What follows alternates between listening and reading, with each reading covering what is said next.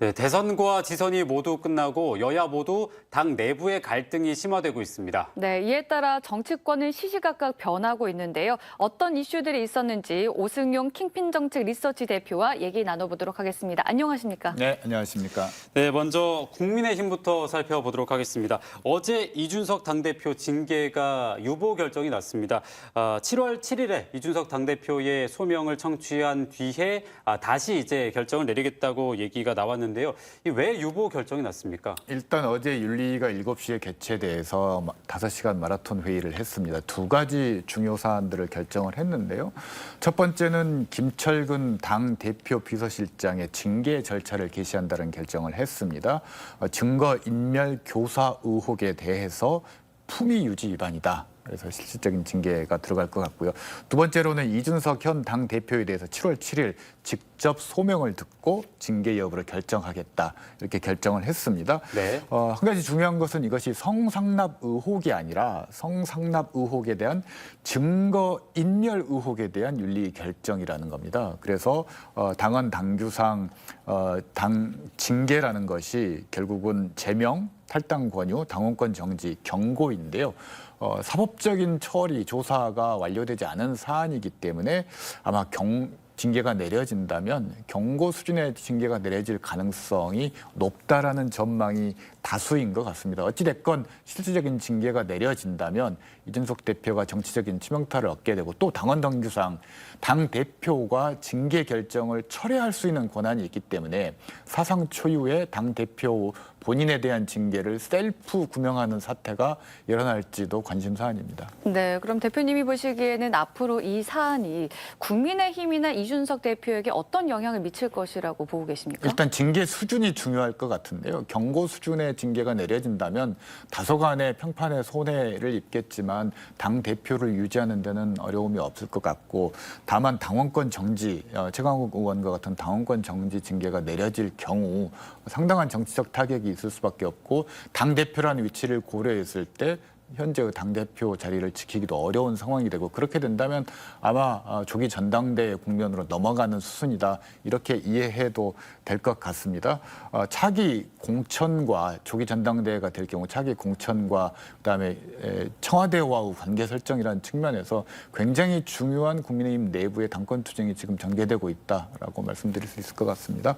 네, 이번에는 민주당으로 넘어가 보겠습니다. 여기도 역시 징계 관련해서 또 이야기가 나오고 있는데 성희롱성 발언을 했다고 이 당원 정지 6개월의 중징계를 받은 최강욱 의원이 재심을 청구하겠다고 밝혔고요. 박지원 전 비대위원장은 그래 왔던 것처럼 역시 또 비판을 했습니다. 여기에 김남국 의원이 박 전 비대위원장을 또 비판을 했습니다.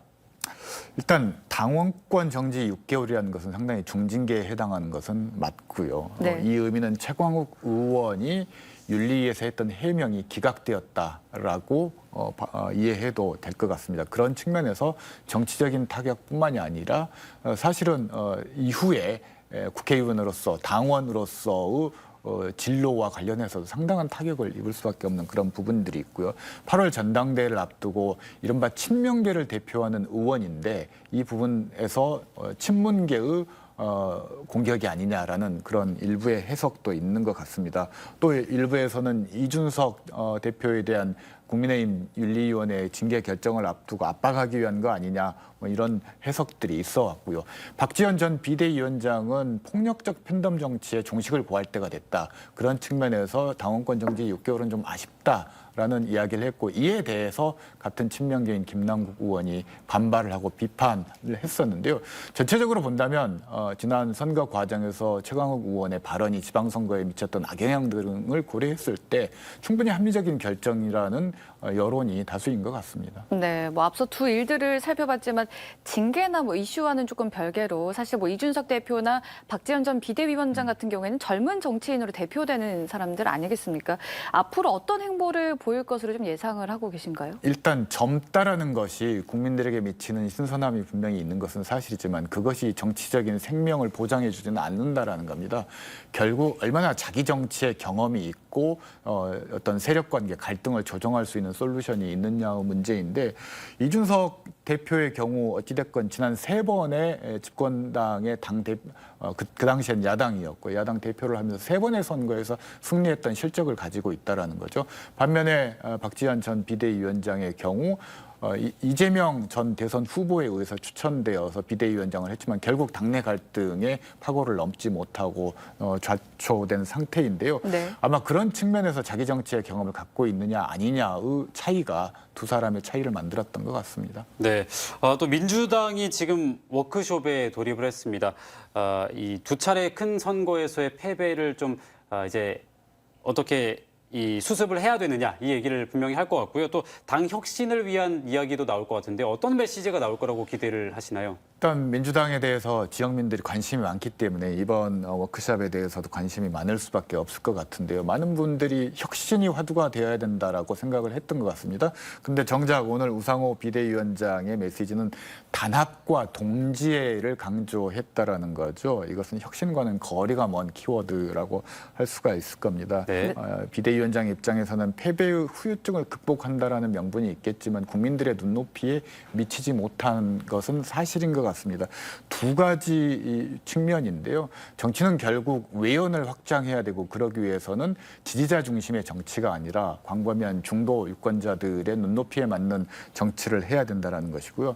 그리고 586 세대교체론이 당 내부뿐만이 아니라 당 밖의 지지자 국민들 시선에서도 요구 수준이 높기 때문에 이 부분과 관련해서 어떻게 새로운 인물들을 수혈하고 기존의 기득권 체제를 해체할 것인가에 대한 그런 해법들을 좀 고민해야 될 것 같습니다. 네, 뭐 총선을 앞두고 혁신을 바라는 국민들이 많았지만 조금 아쉬운 면이 있는 것은 사실인 것 같습니다.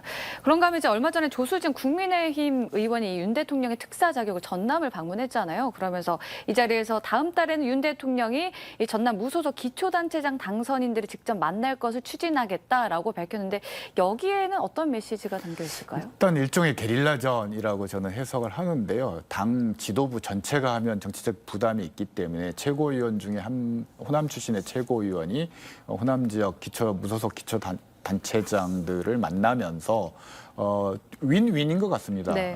국민의힘 입장에서는 어찌됐건 호남권 교두보 관문을 확보한다는 측면들이 있고 당선된 무소속 단체장의 경우는 정부하고 채널을 갖는다라는 것 그리고 네. 예산과 정책에 있어서 본인들이 소구할 수 있는 파트너가 생긴다는 점에서 상호간의 윈윈이라는 측면들이 있는 것 같고 아마 이런 부분들은 민주당도 조금 긴장을 해야 될 것 같고 새로운 협치의 모델들 루트들을 좀 빨리 발굴해야 될 것 같습니다. 네, 오늘은 오승용 킹핀 정책 리서치 대표와 함께 정치권 이슈들 살펴봤습니다. 오늘 함께해 주셔서 고맙습니다. 네, 감사합니다.